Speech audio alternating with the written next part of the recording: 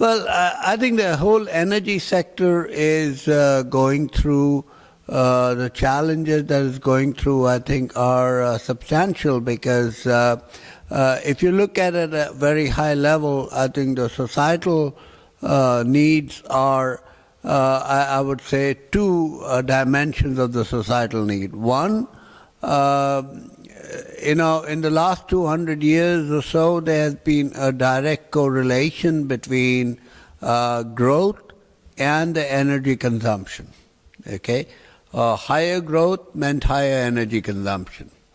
The second dimension that is, I think, relevant is that with more energy, it also meant more what are now called greenhouse gas emissions. I think the big challenge that the energy sector has is really to weaken these two dimensions.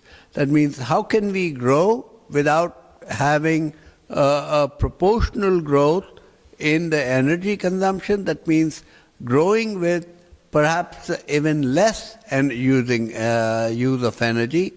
And number two, with energy not to have greenhouse gas emissions. And energy sector therefore is changing substantially both how energy is going to, especially electrical energy, how it will be produced, how it will be transported, and how it will be consumed.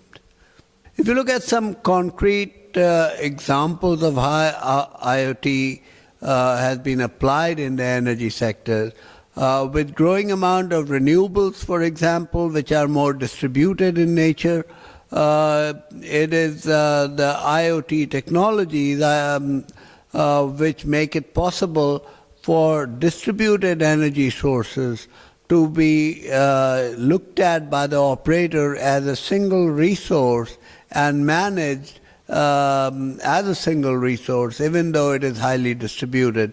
So bringing in information from highly distributed energy generation sources like solar and then managing it from a central place is a very good example of how Internet of Things services and people are helping this transformation.